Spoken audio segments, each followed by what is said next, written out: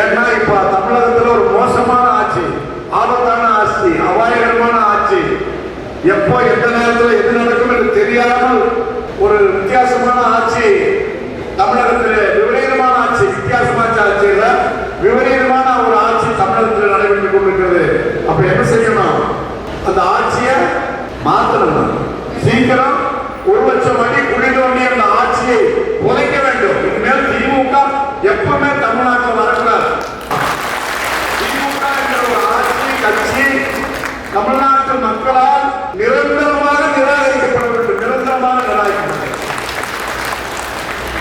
ஒரு குடும்பம் வாழ்வதற்காக, ஒரே ஒரு குடும்பம் வாழ்வதற்காக, கருணாநிதியினுடைய வயிற்று பிள்ளைகள் வாழ்வதற்காக, கருணாநிதியுடைய வயிற்றிலே பிறந்த பிள்ளைகள், பேரன் பேத்திகள், கொள்ளு பேரன் கொள்ளு பேத்திகள், இப்போ உதயநிதிக்கு மேல அடுத்த கட்டமா யாரு விட்டா?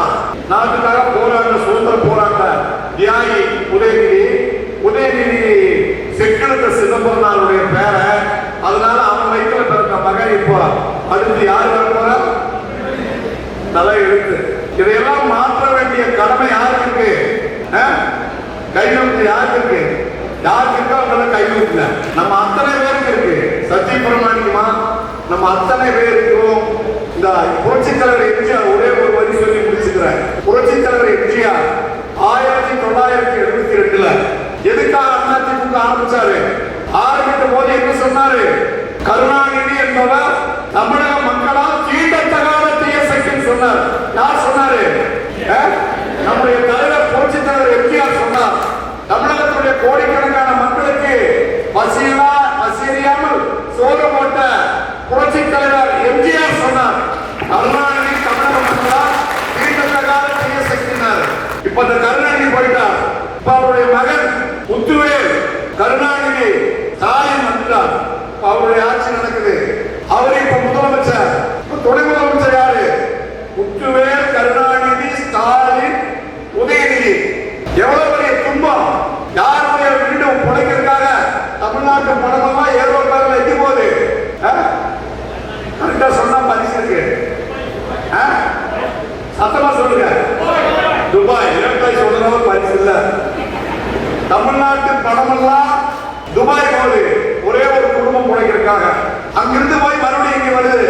இதையெல்லாம் தெரிந்து கொள்ள வேண்டும். எம்ஜிஆர் 72 கட்சி ஆரம்பிச்சார் அப்படின்னு சொன்னா எதற்காக ஆரம்பிச்சார் என்பதை மறந்துடக்கூடாது. கருணாநிதி தமிழ்நாட்டையே கொள்ளையடித்து தமிழ்நாட்டு மக்களுடைய வாழ்க்கையை விளையாடி தமிழக மக்களை பசி பட்டினியால் தவிக்க வைத்தார். அதுக்கு பிறகு எம்ஜிஆர் நமக்கு எல்லாம் சோறு போட்டாங்க. மக்காணி சோளத்தையும் மரவள்ளி கிழமையும் சாப்பிடுகிற சூழ்நிலையை கருணாநிதி உருவாக்கி கொடுத்தார். உங்களுக்கு எல்லாம் தெரியாது, வயசானவர்களுக்கு தெரியும், ராதாமணியம் தெரியும், வயசானவர்களுக்கு எல்லாம் தெரியும். இப்ப மீண்டும் அந்த மாதிரி ஒரு சூழ்நிலை. ஆகவே இதெல்லாம் உஷாராக தெரிந்து நாட்டை காப்பாற்றுவதற்கு கட்சி நம்ம அதிமுகவை காப்பாற்றுவதற்காக அல்ல, தமிழ்நாட்டை காப்பாற்றுவதற்காக, தமிழ்நாட்டு மக்களை காப்பாற்றுவதற்காக யார் முதலமைச்சராகணும்? சத்த மத்தியம் சாப்பிட்டீங்களா இல்லையா? எடப்பாடியார் முதலமைச்சராக வர வேண்டும். அதற்காக நாம் அனைவரும் இந்த பூத் கமிட்டி தான் இனிமேல் அதிமுக அப்படின்னா மற்றவங்க இல்லையான்னு நினைக்காதீங்க. நீங்க வாழையாக இந்த கட்சியை காப்பாற்ற போகிறவர்கள். கையில எம்ஜிஆர் அம்மா கையில் கொடுத்தாங்க, அம்மா அண்ணன் எடப்பாடியார் கையில் கொடுத்தாங்க. எடப்பாடியார் கட்சி யார் கையில் கொடுத்துருக்காங்க? நம்ம கையில கொடுத்துருக்காங்க, நம்ம கையில கொடுத்துருக்காங்க. நீங்க கடுமையாக உழைத்து, ஓய்வறியாக உழைத்து இந்த ஆட்சியை சீக்கிரம் வீட்டுக்கு எடுக்கணும். எந்த நன்மையும் கிடையாது. பாம்புகளுக்கு செத்தவனுக்கு 3 லட்சம் கொடுக்கணுமா? கிடைக்கிறது இல்லை. மரமேறி விழுந்தவனுக்கு 3 லட்சம் கிடைக்கணுமா? கொடுக்கறது இல்லை. விவசாய தொழிலாளர்களுக்கு நன்மை செய்யணுமா? செய்யறது இல்லை. ஆடு கொடுக்குறாங்களா? கொடுக்கறது இல்லை. விலையில்லாமல் கரை பஸ் தர்றாங்களா? தருவதில்லை. குழந்தைகள் படிக்கிறதுக்கு லேப்டாப் தர்றாங்களா? தருவதில்லை. நல்ல திட்டங்கள், தாலிக்கு தங்கம் தருது அம்மா கொண்டு வந்ததுக்காகவே, அம்மா கொண்டு வந்த திட்டம் என்பதற்காகவே தாலிக்கு தங்கம் திட்டம் தருவதில்லை. திருமண உதவி திட்டம் தருவதில்லை. ஏழை பெண்கள் கர்ப்பமுற்றால் அந்த பெண்களுக்கு தர வேண்டிய பரிசு தொகையை தருவதில்லை. ஏழை பெண்கள் குழந்தை பிறந்தால் அந்த குழந்தைகளுக்கு தர வேண்டிய பரிசு பெட்டகத்தை தருவதில்லை. அம்மா கொண்டு வந்த அற்புதமான திட்டங்களை எதையுமே செயல்படுத்தாத ஆட்சி இந்த கொடுங்கோலன் ஸ்டாலின் ஆட்சி, உதயநிதி துணை முதலமைச்சராக இருக்கிற ஆட்சி. இல்லைன்னா இன்ப நிதி வந்து ஏறி உட்கார்ந்துக்குவான். நாட்டுல, நகரத்துல, கிராமப்புறத்துல, சந்துல, பொந்துல எங்கேயும் எவனும் எந்த சொத்து வாங்க முடியாது. பூரா யார் வாங்குவாங்க? கருணாநிதி குடும்பம் தான் வாங்குவோம். எனவே உஷாராக இருந்து நீங்கள் தான் கட்சிக்கு வாரிசு. அந்த கட்சியில உதயநிதி வாரிசு, இன்ப நிதி வாரிசு. இந்த கட்சியில யார் வாரிசு? நாம் எல்லாரும் வாரிசு.